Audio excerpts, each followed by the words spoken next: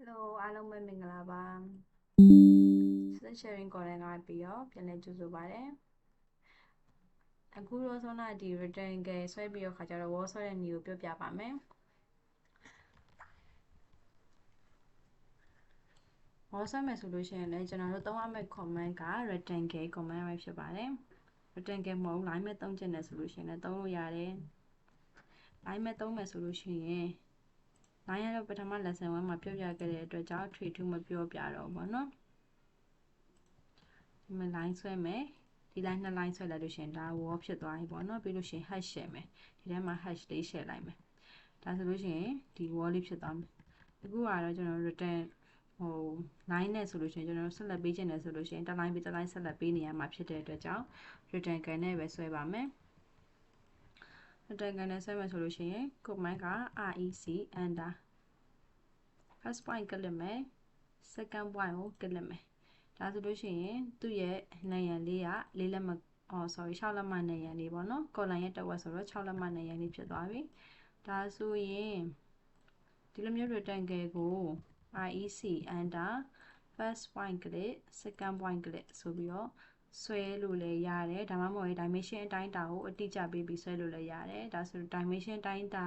နဲ့ဆွဲမယ်ဆိုလို့ရှိရင်သူက6ပေရှိတယ်6ပေရှိတဲ့အတွက်ကြောင့် rec enter first point ကလစ်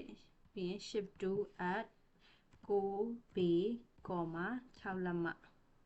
6ပေ 6 enter ဆိုလို့ရှိရင်ဒီ rectangle လေးရသွားမယ်ပေါ့နော်ပြီး m enter နဲ့မူရွှေ့မယ်ဒါတော့ rectangle နဲ့ wall ဆွဲတဲ့နည်းပေါ့နော်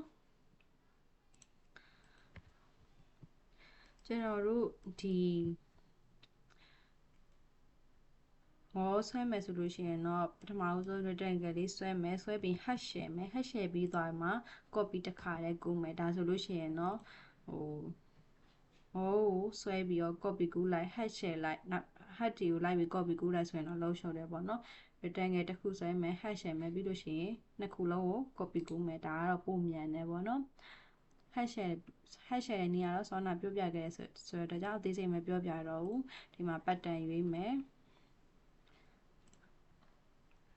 pattern ထဲမှာ wall ဆိုတဲ့အတွက်ကြောင့် wall နဲ့တူတဲ့ pattern ပေါ့နော်ကိုကြိုက်တဲ့ pattern လည်းထားလို့ရတယ်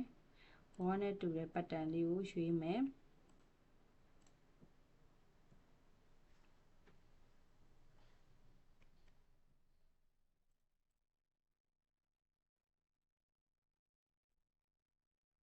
အယောင်ကတော့ဘိုင်းတရားနဲ့ထားလို့ရတယ်ကိုကြိုက်တဲ့အယောင်လည်းထားလို့ရတယ်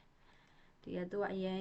scale ကစိတ်လွန်းတယ်ပေါ့နော်စိတ်လွန်းတယ်ဆိုလို့ရှိရင် scale ကို share လို့ရတယ်ဒီမှာသူရဲ့ scale အောင်မှာ1ပေါ့နော်1ပေးထားတယ်10လောက်ပြောင်းကြည့်မယ်ဆိုလို့ရှိရင်ဒီလောက်ဆိုရင်တော့မဆိုးဘူးပေါ့နော်ပြီးဒါဆိုရင်နှစ်ခုလုံး copy ကူးမယ်အပြင်က wall အခွန်ကိုလည်းဆက်လက်ပေးမယ် hash ကိုလည်းဆက်လက်ပေးမယ်ပြီးရင် command က co enter နဲ့ copy ကူးသွားမယ်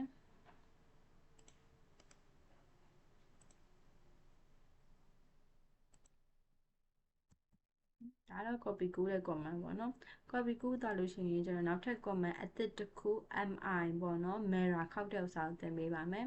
ဟုတ်ပြီ mirror ခောက်မယ်ဆိုလို့ရှိရင်ဒီ wall လေးကိုဒီမှာရှိနေတဲ့ wall လေးကိုဘယ်နေရာကိုရောက်ရှင်လဲဆိုလို့ရှိရင်ဒီနေရာကိုရောက်ရှင်တယ်ပေါ့နော်ဒီနေရာကိုရောက်ရှင်တယ်ဒီနေရာကိုရောက်ရှင်တဲ့ဘယ်လိုလုပ်ရမလဲဆိုလို့ရှိရင်ဒီမှာဒီအစွန်ဆုံးနဲ့ဒီ column အစွန်ဆုံးနဲ့ကို dimension လေးတိုင်းလိုက်မယ်ဘယ်နှစ်ပေရှိလဲ42ပေရှိရပေါ့နော်ဟုတ်ပြီကူးကျင်တဲ့ဟာတွေအကုန်လုံးဆက်လက်ပေးမယ် first point ကလေး second point ကလေး first point ကလေး second point ကလေးကူးကျင်တဲ့ဟာတွေဆက်လက်ပေးမယ်ဒီမှာ grid line ပါသွားပြီ grid line ပါသွားရင်ပြတ်ဖြုတ်ရှင်နေဆိုလို့ရှိရင် shift ရယ် select ရယ် shift ရယ် select ပြီးပြောပြီးတော့ selection ဖြုတ်လို့ရတယ်ဟုတ်ပြီဆက်လက်ပေးပြီးသားလို့ရှိရင်တော့အမှ command က mirror ဆိုတဲ့အတွက်ကြောင့် mi enter mi enter ဆိုလို့ရှိရင်သူက specify first point of mirror line တဲ့ mirror line ရဲ့ first point ကို click ပေးပါတဲ့ first point ကို click ခိုင်းတယ်ဆိုလို့ရှိရင်ဒီ dimension ရဲ့ center ပေါ့နော်ဒီ dimension ရဲ့ center တိတိကိုတွားပြီးတော့ click ပေးလိုက်မယ်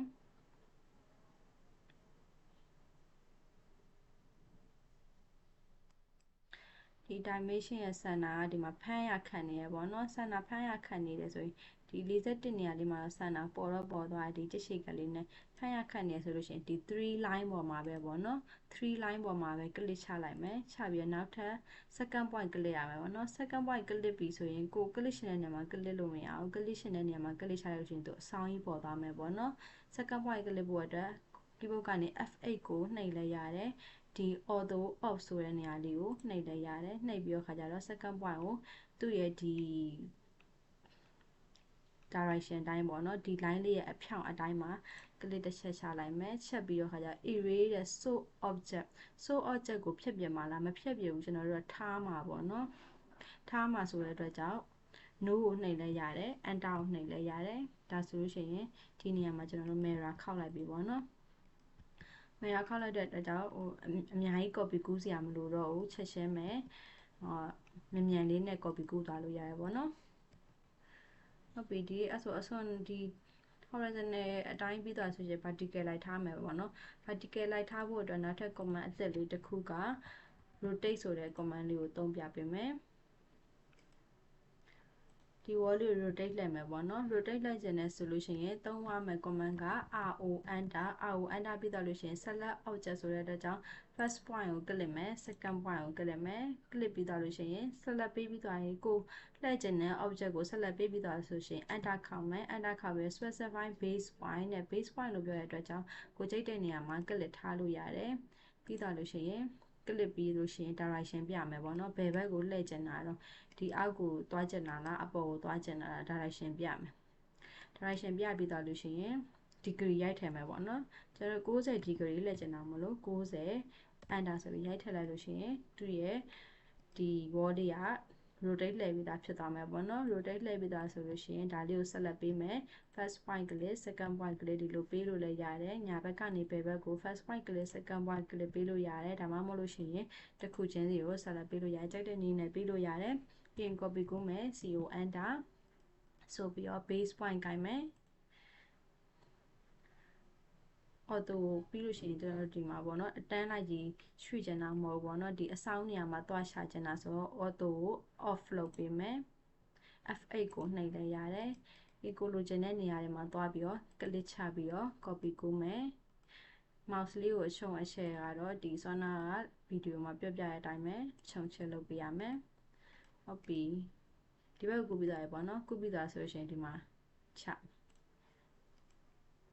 ကို base point ကင်လိုက်တဲ့နေရာကိုမူတည်ပြီးတော့ကိုချရမယ့်နေရာလဲကွဲသွားမယ်ပေါ့နော်ဒီမှာ base point ကကင်ပြီးတော့ခါကြတော့ဒီလိုမျိုးဒီနေရာမှာတွားချလို့မရဘူးဒီနေရာမှာလည်းတွားချလို့မရကိုထားခြင်းတဲ့နေရာမှာထားရမယ်ပေါ့နော်ဟုတ်ပြီဒါဆိုလို့ရှိရင် external wall လေးတွေပတ်လိုက်တယ်ပေါ့နော်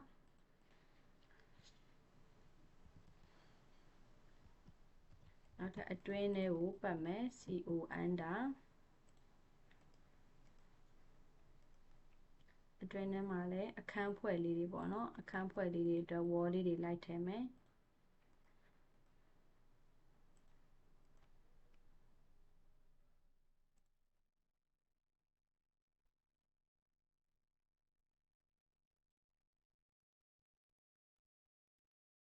ဒါကတော့ rectangle ရဲ့ hash ရဲ့ command ရဲ့ကိုသုံးပြီးတော့ခါကြတော့ wall ဆွဲတဲ့နည်းပဲဖြစ်ပါတယ်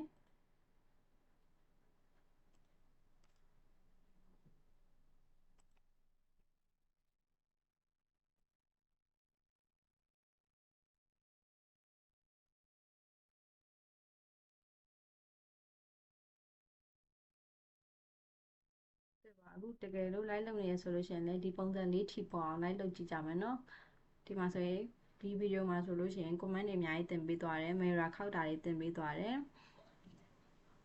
rotate လိုက်တာတွေကိုတင်ပေးသွားတယ် hash share တဲ့ဥစ္စာတွေရောပေါ့နော်ဗီဒီယိုအရင်ရှိသွားမှာဆိုလို့ကျွန်တော်ဒီ wall ဆွဲတဲ့နေရာမှာတစ်ဖြတ်ဖြတ်ပေးလိုက်မယ်နောက်ထပ်ဗီဒီယိုတွေမှာဆိုလို့ရှိရင်เนาะဒီ layer ခွဲပြီးဆွဲတာပေါ့เนาะ layer ခွဲပြီးဆွဲတဲ့ဥစ္စာမျိုးကိုပြပြမယ်ဒီ audio ကဆွဲတဲ့အခါမှာအရေးကြီးတာက layer ခွဲပြီးတော့ဆွဲဖို့ကအရင်အရေးကြီးပါတယ် layer ခွဲဆွဲမှာနောက် က light ပြန်တဲ့အခါမှာလွယ်ကူမယ် layer မခွဲဆွဲဘူးဆိုလို့ရှိရင်မလွယ်ကူဘူးပေါ့နော် light ပြန်တဲ့အခါမှာအချိန်လေးရမ်းကြာမယ်ပေါ့နော်အဲဒါကြောင့်မလို့ကျွန်တော်ဒီ basics ကိုတက်နေဆိုလို့ရှိရင်လည်းဖြစ်ကြတဲ့မဟုတ်ဘူးပေါ့နော်လောက်ကန်းခွင်ထဲမှာအဆင်ပြေတဲ့အထိသင်ပြပေးသွားဖြစ်ပါတယ်အဲဒါကြောင့်မလို့ဗီဒီယိုလေးကိုလိုက်ကြည့်ပြီးတော့သိချလောက်ကြမယ်နော်နောက်ထပ်ဗီဒီယိုမှာပြန်ဆုံပါမယ်အားလုံးပဲအဆင်ပြေကြပါသေးရှင်